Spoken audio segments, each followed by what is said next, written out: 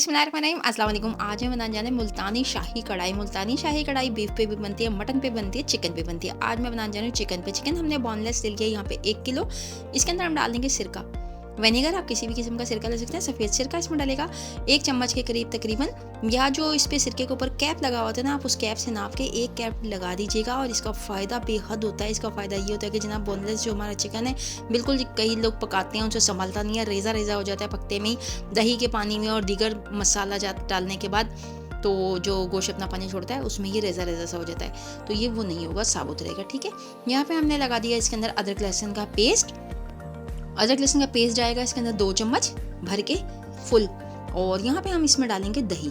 दही हमारे पास तकरीबन हाफ प्याली है जो हम यहाँ पे यूज़ कर रहे हैं इसमें। तो दही थोड़ी सी खट्टी है इसलिए हमने हाफ लिया, और अगर आपका थोड़ा सा दही खट्टा ना हो तो आपने थोड़ा सा ज़्यादा करना है। 1/3 कप आपने दही का ले लेना है। दही इसमें ऐड हो जाएगा और यहाँ पे बहुत ही माइनर से मसालों के साथ ये बन के तैयार होगा। हमने नमक डाल दिया है, एज ए रिक्वायर्ड डालिएगा आप। मैंने 1 चम्मच डाल दिया है जैसे कि नॉर्मल होता है, बस इतना ही जाएगा। और यहाँ पे हम डालेंगे ब्लैक पेपर।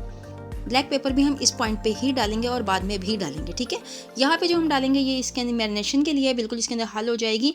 तो इसको हम करेंगे अच्छे तरीके से मिक्स, एक एक बॉडी पे सही तरीके से लग जाएगा। इसके बाद फिर हम इसका अगला प्रोसीजर आपको बताते हैं। बहुत ही जल्दी जल्दी से ये शाही मुल्तानी मलाई कढ़ाई तैयार हो जाएगी।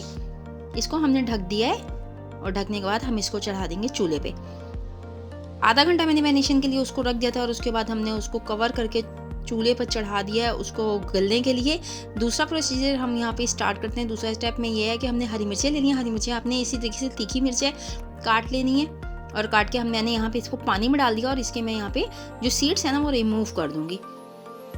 सारे सीड्स रिमूव नहीं होंगे इसके अंदर, हम इसमें बीच में हरी मिर्च बहुत ज़्यादा यूज़ करने वाले हैं, तो कुछ ज़्यादा मामूल से हटके, तो इस वजह से खुशबू के लिए, तो इस वजह से हरी मिर्चों को कुछ सीड्स रिमूव करके हम डालेंगे, कुछ हम सीड्स के साथ ही डालेंगे।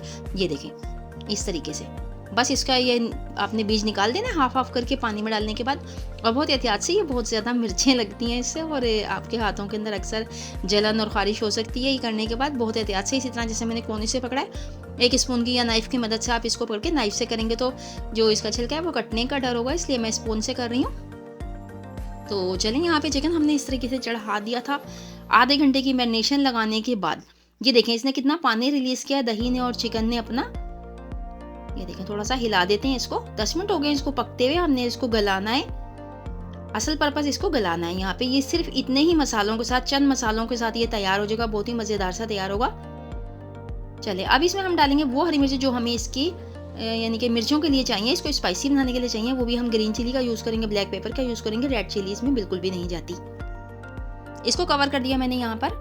ये मैंने आपको इसलिए दिखाया कि वहाँ पे जो हमने डाले हैं ना वो दम पे डालेंगे, जो हमने सीड्स निकाल के रखा था वो हम दम पे इस्तेमाल करेंगे। ठीक है, इसको पकते हुए हो गया तकरीबन आधा घंटा और इसके अंदर हम इसका पानी भी काफ़ी हद तक खुश्क हो चुका है। गोश्त हमारा बिल्कुल तैयार हो गया, गल गया। अब इस पॉइंट पे हमने डालना है, क्योंकि जी मुल्तानी शाही कढ़ाई है तो इसमें शाही चीज़ें तो जाएंगी। मक्खन गया है हमारा इसके अंदर, हमने मक्खन डाल दिया तकरीबन आपके सामने है 2 टेबल स्पून जमा हुआ है, तो इस तरीके से है। तो यानी आपने 2 टेबल स्पून जमा हुआ ही लेना है, बस इतना ही डाल दीजिएगा जितना मैंने डाला है। इसको दोबारा से हमने कवर कर दिया है ताकि जो मजीद इसमें थोड़ा बहुत पानी है वो भी खुश्क हो जाए। कढ़ाई बिल्कुल सॉफ्ट और स्मूथ बनेगी और उसके अलावा ये मक्खन से जो इसका टेस्ट आना है ना, बहुत अच्छा टेस्ट आएगा। चलिए, अब यहाँ पे हम डालेंगे इसमें मिल्क। मिल्क हमारा तकरीबन 1 कप के करीब जाएगा। दूध इसमें लाजमी जाएगा, शाही कढ़ाई बन रही है तो उसके अंदर दूध भी जाएगा, मक्खन भी जाएगा। तमाम रिच फ्लेवर और रिच यानी कि आपकी हेल्थ के हिसाब से बहुत ही अच्छी और ये रिच कैलोरीज़ की कढ़ाई होगी। इसी को इस तरीके शाही कढ़ाई का नाम दिया गया है, मुल्तानी शाही कढ़ाई। तो दूध का पानी भी खुश्क होने देंगे इसी के अंदर। बबल्स बनने शुरू हो गए। ये जो है अब हमारा पानी बिल्कुल ड्राई हो गया था। ये सारा जो है ना मिल्क है, मिल्क को हम इस तरीके से ही ड्राई कर लेंगे। इसी के अंदर थोड़ा चम्मच चला चला के, हल्के हाथों से आपने चम्मच चलाना है। हमारी बोटी जो है बोनलेस है क्योंकि टूटनी नहीं चाहिए। वैसे तो हमने सिरका लगाया है, इंशाल्लाह ये नहीं टूटेगी। तो इसको हम फ्राई करेंगे। बस यहाँ पे आपने 10 मिनट के लिए इसको अच्छे तरीके से फ्राई करना है, बहुत ही अच्छे तरीके से। यहाँ पे हम डालेंगे कोरिएंडर पाउडर 1 टीस्पून, सूखा पिसा हुआ धनिया हमने डाला जनाब 1 चम्मच। और यहाँ पे दोबारा से जाएगा दम के पॉइंट पे, ये है तकरीबन 5 मिनट का इसका दम लगेगा। और मजीद इसके अंदर हमने ब्लैक पेपर ऐड कर दिया है। मजीद इस टाइम पे आपने इसको चख लेना है, अगर आपको लगे थोड़ा सा कम है तो आपने ब्लैक पेपर डालना है। देखिए हमने पहले भी ब्लैक पेपर डाला था बट ये काला बिल्कुल भी नहीं हुआ। तो इसी तरीके से ये पकेगी, बहुत ही खूबसूरत कलर की और खूबसूरत जायके की, मज़ेदार से टेस्टफुल जायके की होगी जनाब। इसके अंदर अब हम ऑयल या घी जो भी आपको यूज़ करना हो वो आपने थोड़ा-थोड़ा करके ऐड करना है, इकट्ठा नहीं ऐड करना। आपको याद होगा कि पहले हमने घी, तेल, ऑयल कुछ भी यूज़ नहीं किया था। अब हमने थोड़ा-थोड़ा करके इस पॉइंट पे इसको भूनते जाना है और इसके अंदर घी या ऑयल मैं यूज़ कर रही हूँ, ऑयल हम डालते चले जाएँगे और इसको भूनते चले जाएँगे, जब तक कि इसका पानी बिल्कुल ड्राई नहीं हो जाता।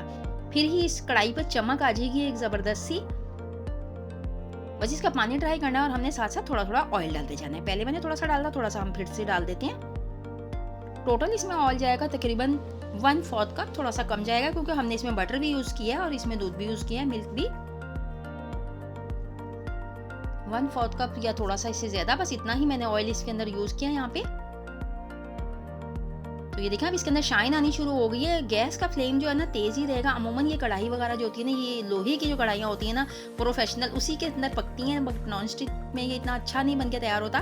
तो हम लोग नॉन स्टिक में बना के दिखा रहे हैं बस ये, लेकिन ये उसमें ही, अगर आपके पास लोहे की इतनी बड़ी कढ़ाई हो, इतने बड़े साइज़ की, तो आप उसमें बनाइएगा क्योंकि आँच बहुत तेज़ रहती है और बहुत ही ज़बरदस्त जो इसके अंदर आग का टेस्ट आता है ना, चाहे वो लकड़ी की हो या गैस की हो, कोई भी हो, आपने देखा होगा कि कढ़ाई हमेशा बहुत ही हाई फ्लेम के ऊपर जो है भूनी जाती है।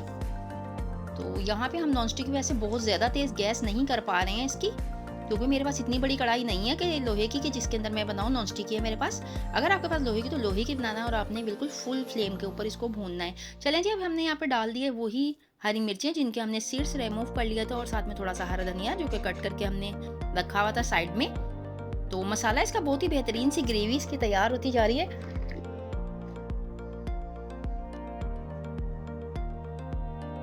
बस इसको यहाँ पे हमने भूनना है, बहुत ही अच्छा से तैयार हो जाएगा। और इसके अंदर लास्ट के अंदर वीडियो को पूरा देखिएगा, लास्ट में एक चीज़ बहुत ही ज़बरदस्त किस्म की जाने वाली है इसके अंदर, जिससे इसका टेस्ट जो है ना, इसको 4 चांद लग जाएंगे।